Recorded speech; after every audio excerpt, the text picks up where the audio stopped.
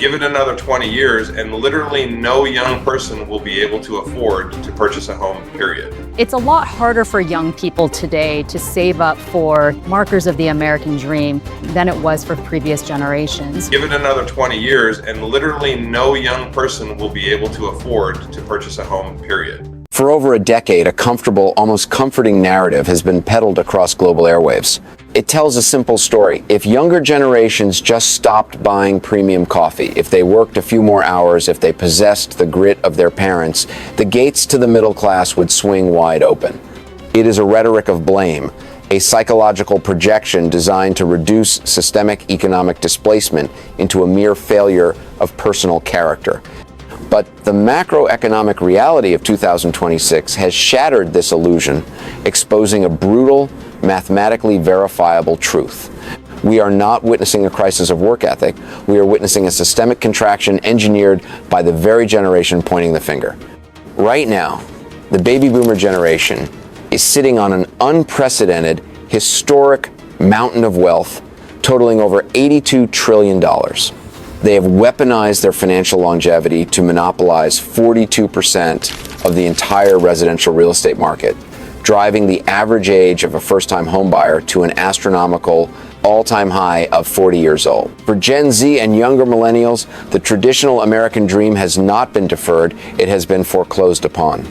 This video is not an emotional grievance. It is a forensic autopsy of a broken economic contract.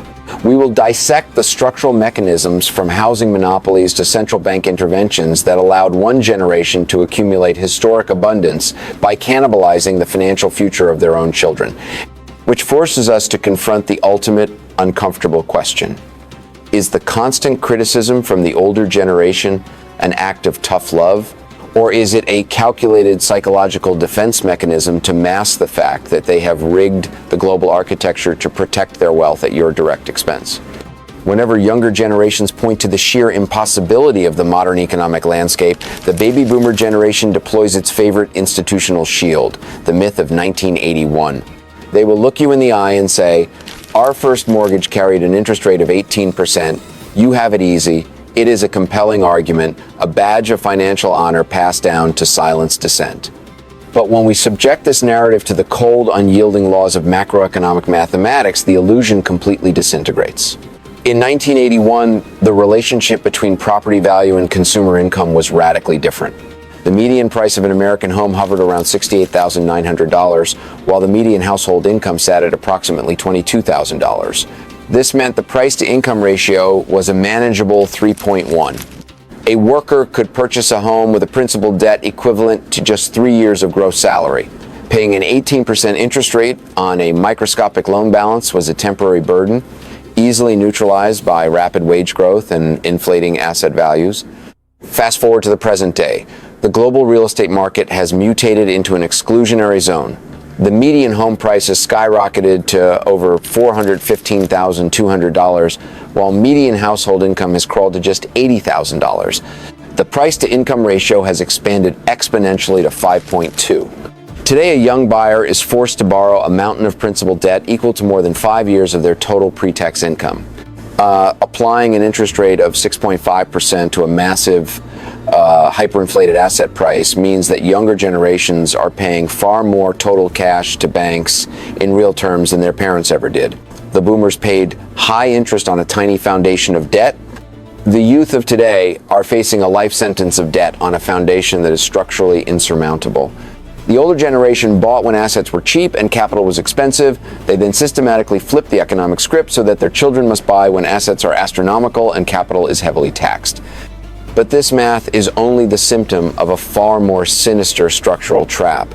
The boomers did not just benefit from a cheaper past. They actively locked the exit doors behind them. And right now, a silent, hidden financial mechanism is ticking in the background of the global economy, one that is about to deliberately freeze younger generations out of the housing market permanently, transforming the entire global youth into a perpetual underclass of rent-paying serfs. To understand how the exit doors of the global economy were locked, we must examine a phenomenon known in macroeconomic theory as the locked-in effect, or what we call the era of the frozen castle. This is where temporary monetary policy morphs into a permanent generational prison. During the global pandemic, central banks panicked. They slashed interest rates to zero and pumped trillions of dollars of synthetic liquidity into the global financial system. The primary beneficiaries of this massive monetary expansion were those who already owned collateral, the baby boomers. They rushed to refinance their existing mortgages, locking in historic rock-bottom interest rates of under 3 or 4%. Today, more than 60% of all current residential mortgages are locked into these ultra-low rates. This has created an unprecedented structural chokehold on the housing supply. A baby boomer who owns a home has absolutely no economic incentive to sell. If they sell their current home, they lose their 3% mortgage and are forced to buy a new property at the current market rate of over 6.5%. As a direct result, housing inventory has completely dried up.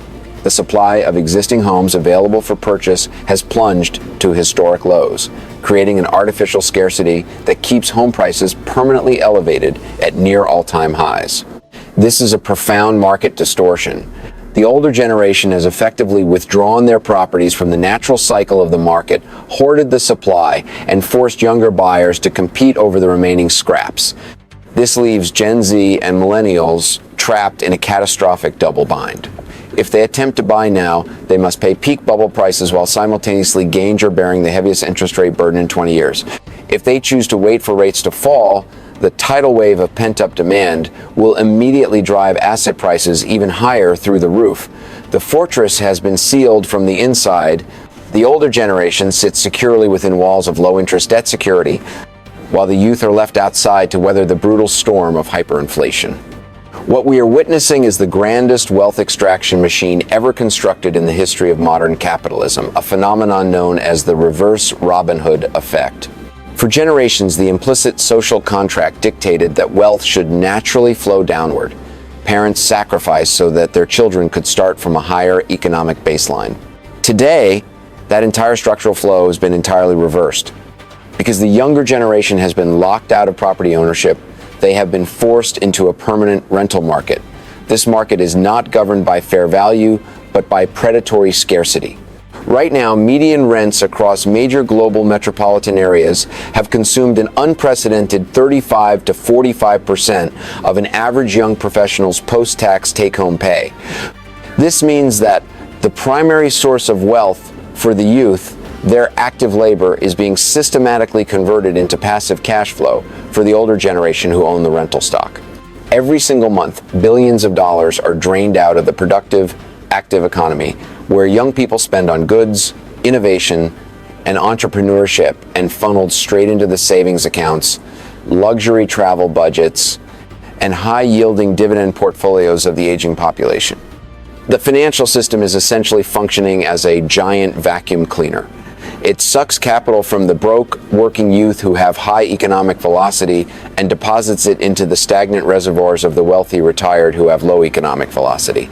The older generation then looks at the empty bank accounts of the youth and diagnoses it as a moral failing, completely blind to the fact that they are the ones holding the financial vacuum cleaner.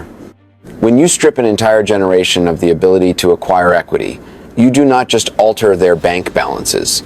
You fundamentally break their psychological trajectory. We are now witnessing what sociologists call the era of delayed milestones. The mathematical impossibility of saving for a down payment while paying hyperinflated rents has forced Gen Z and millennials to entirely rewrite the timeline of human adulthood. The age of marriage has moved past 32. The age of childbirth has dropped to historic lows as fertility rates plummet across the industrialized world. Young people are not avoiding family formation because they are selfish.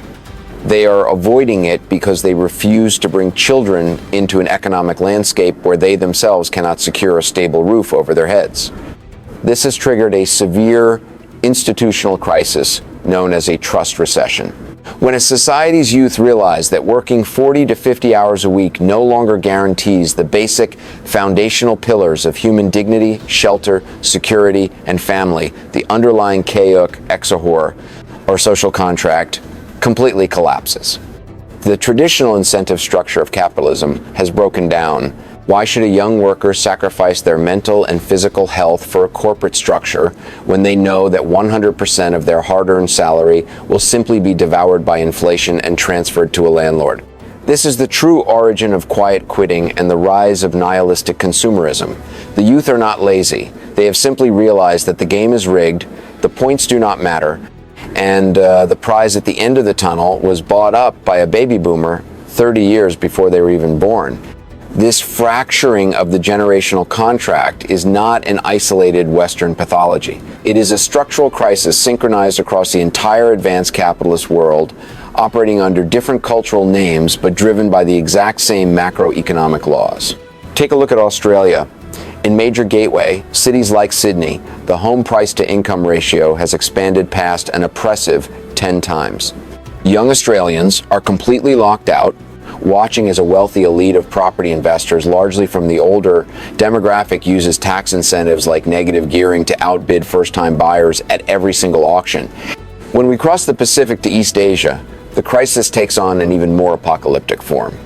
In South Korea, the extreme concentration of real estate wealth in the hands of the older generation, combined with astronomical living costs, has driven the total fertility rate down to a catastrophic 0.7, the lowest in human history.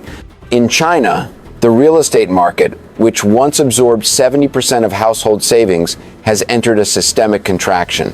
A generation of urban youth facing 30% unemployment has embraced the philosophy of Tang Ping, or lying flat, a total refusal to participate in an economic rat race where the older generation has already captured all the productive assets. Across the globe, the story is identical. By structurally shifting the economic landscape to protect the asset values of the aging population, nations have inadvertently poisoned their own roots. They have traded the long-term dynamism of their youth for the short-term wealth preservation of their retirees. On the geopolitical stage, this economic disenfranchisement of the youth is a ticking time bomb that threatens to destabilize the entire Western democratic order. The ultimate foundation of any stable political system is the belief that the future will be better than the past. When that belief dies, radicalism fills the vacuum. A younger generation that owns absolutely nothing has no vested interest in preserving the status quo. This is why we are witnessing a massive global surge in political radicalization and populist movements.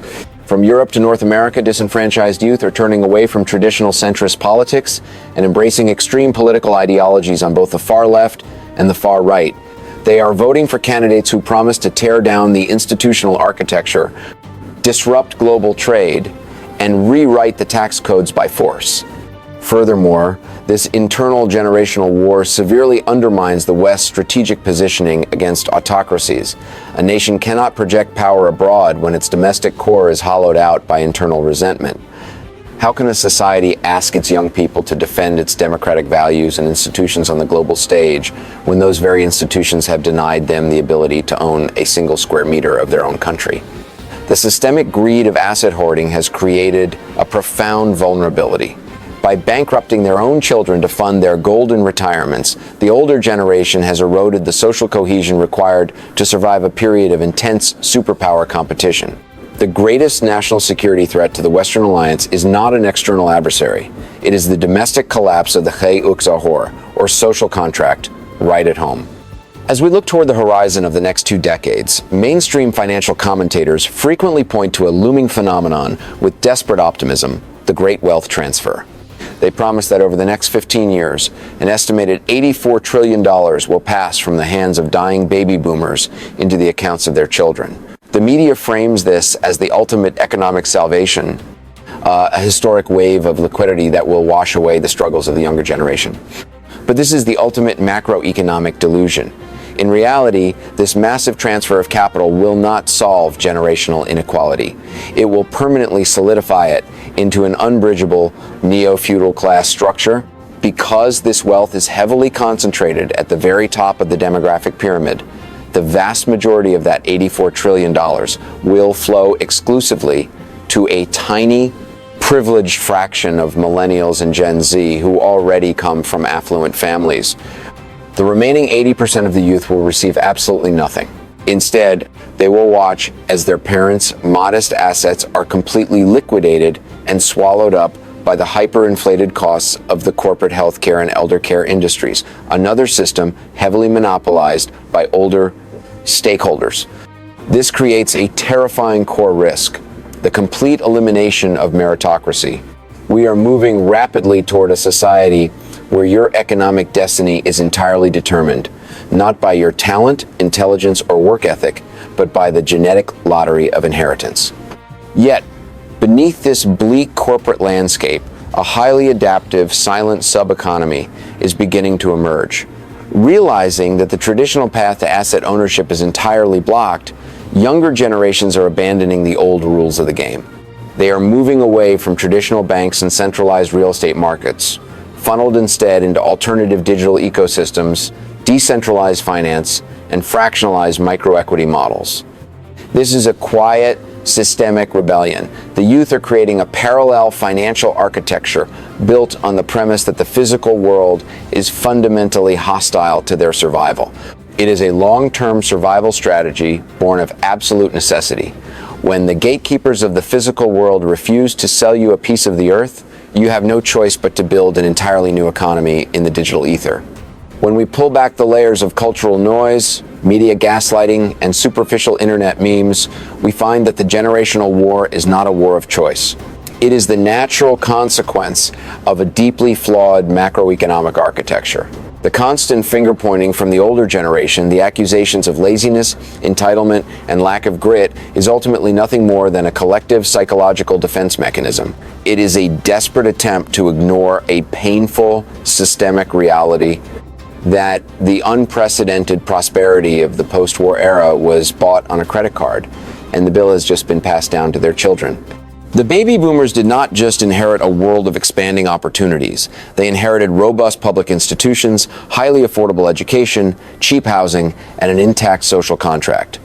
Over a period of 40 years, those assets were systematically financialized, borrowed against, and inflated to maximize short-term wealth preservation for those at the top, leaving behind a mountain of sovereign debt, crumbling infrastructure, and a hyperinflated real estate market. To expect younger generations to achieve the exact same economic milestones under a completely inverted mathematical reality is more than just unfair, it is a logical absurdity. You cannot strip a house of its foundation and then blame the next tenant when the walls begin to crumble. As we move deeper into the final half of this decade, the illusion of a functional generational transition is entirely gone. We are fast approaching a critical inflection point where the old narratives will no longer hold the line, which forces us to leave you with one ultimate uncomfortable question. If the foundational promise of modern capitalism, the guarantee that hard work will secure a stable piece of property and a dignified life, becomes a luxury accessible only to those who inherit it, then does the economic model we are operating under still deserve to be preserved, or has it already fulfilled its purpose by enriching the few at the cost of the future? Let us know your thoughts in the comments section below. Do you see a path toward restoring the social contract, or are we heading toward a permanent neo-feudal divide? Subscribe for more fact-based global analysis. Thank you for watching.